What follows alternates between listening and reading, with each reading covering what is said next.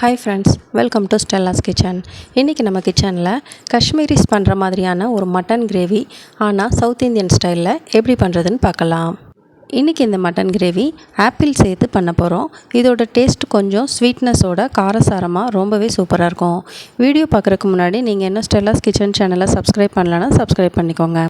இனி இந்த mutton gravy எப்படி பண்ணுறதுன்னு பார்க்கலாம்.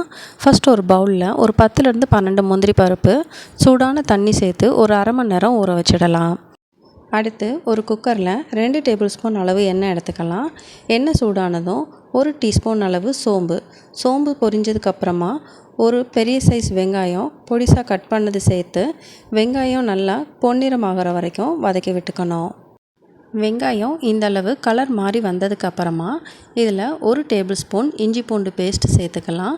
இஞ்சி பூண்டோட பச்சை வடை போகிற வரைக்கும் இதை நல்லா வதக்கி விட்டுக்கணும். இனி தக்காளி பியூரி ஆட் பண்ணிக்கலாம். அதுக்கு ஒரு மீடியம் சைஸ் தக்காளியை மிக்சியில் நல்லா ஒரு ஃபைன் பேஸ்ட்டாக அரைச்சி எடுத்துக்கிறேன். இதையும் சேர்த்து தக்காளியோட பச்சை வடை போகிற வரைக்கும் நல்லா வதக்கி விட்டுக்கலாம். தக்காளி நல்லா வதங்கி கலர் மாதிரி வரும். அந்த டைமில் நம்ம மட்டன் ஆட் பண்ணிக்கலாம். இன்றைக்கி இந்த கிரேவி பண்ணுறதுக்காக 1/2 கிலோ மட்டன் க்ளீன் பண்ணி எடுத்து வச்சுருக்கிறேன். அதையும் தக்காளி பேஸ்ட்டோடு சேர்த்து ஒரு நிமிஷம் நல்லா வதக்கி விட்டுக்கலாம். மட்டன் இது மாதிரி வதக்கும்போது கொஞ்சம் கலர் மாதிரி வரும். அந்த டைமில் நம்ம கிரேவிக்கு தேவையான அளவு உப்பு சேர்த்துக்கலாம். இனி கிரேவிக்கு தேவையான மசாலா எல்லாம் ஆட் பண்ணிக்கலாம்.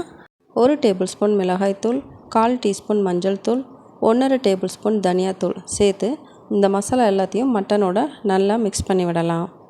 கூடவே 1/4 டீஸ்பூன் கரம் மசாலாவும் சேர்த்து நல்லா கலந்து விட்டுக்கலாம். இனி மட்டன் வேகிறதுக்கு தேவையான அளவு தண்ணி சேர்த்து குக்கரில் 4லேருந்து 5 விசில் மிதமான தீயில் வேக வச்சு எடுத்துக்கலாம். 5 விசிலுக்கு அப்புறமா மட்டன் நல்லா வெந்து வந்துருச்சு. இதை இனி ஒரு அகலமான கடாய்க்கு மாற்றிக்கலாம். இது ஒரு 2 நிமிஷம் மிதமான தீயில் கொதிக்க விடலாம். அந்த டைமில் நம்ம ஊற வச்சுருக்கிற முந்திரி பருப்பை நல்ல ஒரு ஃபைன் பேஸ்ட்டாக அரைச்சி எடுத்துக்கலாம். அரைச்ச இந்த முந்திரி பேஸ்ட்டை கிரேவியோடு ஆட் பண்ணிக்கலாம். இதை கிரேவியோடு நல்லா கலந்து விட்டுட்டு ஒரு 5 நிமிஷம் மூடி போட்டு மிதமான தீயில் நல்லா வேக விடலாம். இந்த டைமில் நம்ம ஆப்பிள் கட் பண்ணி எடுத்துக்கலாம். இந்த கிரேவியில் சேர்க்குற ஆப்பிள் கொஞ்சம் புளிப்பு தன்மையோட இனிப்பு சுவை சேர்ந்து இருக்கிற ஆப்பிளாக பார்த்து வாங்குங்க. அப்போது கிரேவி ரொம்பவே சூப்பராக இருக்கும். இந்த ஆப்பிளோட தோலை நீக்கிட்டு இதை கொஞ்சம் நீல வாக்கில் கட் பண்ணி எடுத்துக்கலாம். ஆப்பிள் துண்டுகள் ரொம்ப மெல்லிசாக இல்லாமல் கொஞ்சம் மீடியம் சைஸில் கட் பண்ணி எடுத்துக்கலாம். கட் பண்ண ஆப்பிள் துண்டுகள் எல்லாத்தையும் கிரேவியோடு சேர்த்து நல்லா கலந்து விட்டுக்கலாம். ஆப்பிள் துண்டுகளை கிரேவியில் நல்லா கலந்து விட்டதுக்கப்புறமா இதை ஒரு மூடி போட்டு மிதமான தீயில் 5லேருந்து 8 நிமிஷம் வேக வச்சு எடுத்துக்கணும்.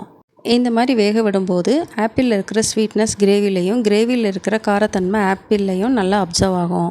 இப்போ 5 நிமிஷத்துக்கு அப்புறமா ஆப்பிள் நல்லா வெந்துருச்சு. இந்த டைமில் நம்ம ஸ்டவ் ஆஃப் பண்ணிடலாம். அவ்வளோதான், செமி ஸ்வீட்னஸோட ஆப்பிள் வித் மட்டன் கிரேவி சூப்பராக ரெடி ஆயிடுச்சு. இதை சாதம் அல்லது சப்பாத்தி நான் கூட சர்வ் பண்ணலாம். சாப்பிட்றதுக்கு ரொம்பவே டேஸ்டியாக இருக்கும். இதே மாதிரியான அளவுகளோட நீங்களும் உங்கள் வீட்டில் ட்ரை பண்ணி பாருங்கள். இந்த வீடியோ உங்களுக்கு பிடிச்சிருந்துன்னா லைக் பண்ணி கமெண்ட் பண்ணுங்கள். உங்கள் ஃப்ரெண்ட்ஸ் கூடயும் ஷேர் பண்ணுங்கள். மறக்காமல் ஸ்டெல்லாஸ் கிச்சன் சேனலை சப்ஸ்கிரைப் பண்ணுங்கள். அடுத்து வேறொரு வீடியோவில் பார்க்கலாம். தேங்க்ஸ் ஃபார் வாட்சிங்.